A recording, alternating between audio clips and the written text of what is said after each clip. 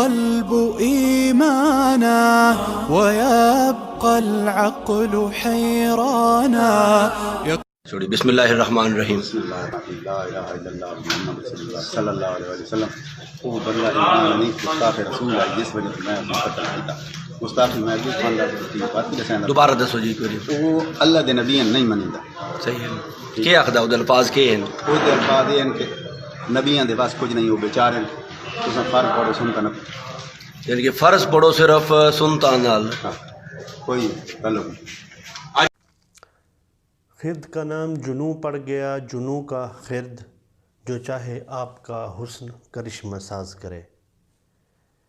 یہ ہیں وہ مناظر جو بھی آپ دیکھ رہے تھے، جو ضلع خوشاب کے شہر قید آباد میں پیش آئے، جہاں ایک گارڈ نے ذاتی رنجش پر بینک مینیجر، جس کے بارے میں آخری اطلاعات تک جو مجھے ملی اس کا تعلق اہل سنت گھرانے سے تھا، تو اس کو یہ الزام لگا کر قتل کر دیا گیا کہ وہ کہتا ہے کہ فرض پڑھو اور سنت سے کچھ نہیں ہوتا، سب کچھ اللہ کرتا ہے، وغیرہ وغیرہ.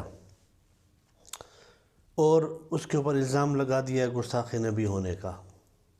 ہم کس قدر گمراہی اور جہالت پر مبنی معاشرے میں جی رہے ہیں کہ بینک کا عملہ مینیجر کے حق میں گواہی دے رہا ہے کہ اس نے کبھی بھی مذہبی بحث کسی سے کی ہی نہیں، جبکہ خود اس گارڈ کو کچھ عرصہ پہلے بھی اپنے ساتھی گارڈ سے لڑائی پر بینک مینیجر نے نکال دیا تھا، مگر سیاسی اثر و رسوخ کی بنا پر وہ دوبارہ پھر اسی بینک میں آ گیا. پھر بھی اس کا رویہ سٹاف کے ساتھ جو ہے نا وہ اچھا نہیں تھا، اور مینیجر نے اس کی شکایت متعلقہ کمپنی کو لگائی، جس کی وجہ سے اس کو غصہ تھا. جبکہ یہ بھی سننے میں آیا ہے کہ مینیجر کے گھر بچیوں کا ایک مدرسہ بھی ہے جہاں قرآن کے ساتھ بنیادی تعلیم دی جاتی ہے، اور مینیجر وقتاً فوقتاً مدارس اور مساجد میں چھپکے سے پیسے بھی دیتا تھا چندے کے لیے. اگر واقعی ایسا ہے تو اللہ تعالیٰ مرحوم کی مغفرت فرمائے، اور اگر وہ واقعی گستاخ نبی ہے تو اللہ اس کا ٹھکانہ جو ہے نا جہنم میں ہمارے کہے بغیر ہی پہلے بنا چکا ہوگا، اور یہی اس کی سزا ہے. اب اس کو سزا خود کوئی بندہ دے سکتا ہے یا ریاست دے سکتی ہے، اس کے اوپر پورا میرا ایک کلپ گستاخ نبی کے حوالے سے موجود ہے، جس کا میں لنک ڈسکرپشن میں دے دوں گا، آپ وہاں سے دیکھ سکتے ہیں کہ گستاخ نبی کی سزا کیا ہے اور اس کو سزا کون دے سکتا ہے. اب حقیقت جو بھی ہو وہ اللہ تعالیٰ بہتر جانتا ہے، اور پولیس انویسٹیگیشن کے بعد ہی حتمی عدالتی فیصلہ بھی ہوگا. مگر گستاخی رسول کا معاملہ سنگین سے سنگین نوعیت اختیار کرتا جا رہا ہے.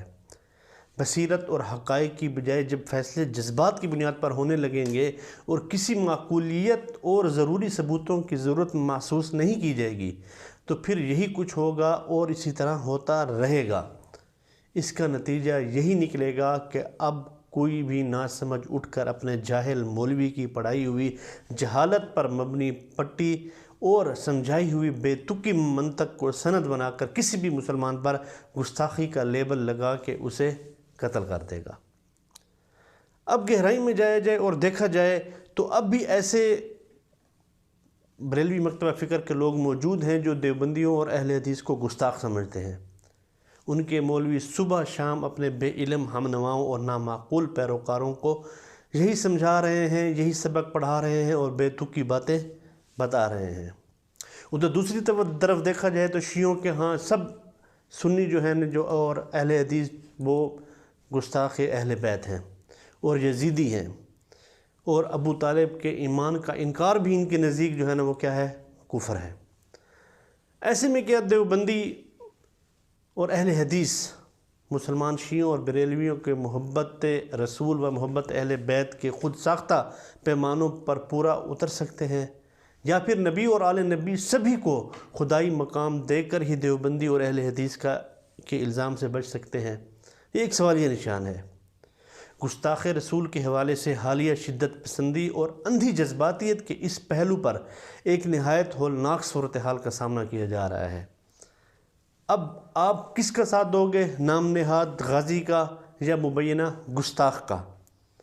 یہ ہے وہ جذباتیت کا وہ منفی اور تباہ کن پہلو جو وقوع سے پہلے کسی کی سمجھ میں نہیں آتا اور وقوع کے بعد اس کا حل جو ہے نا وہ سجھائی نہیں دیتا۔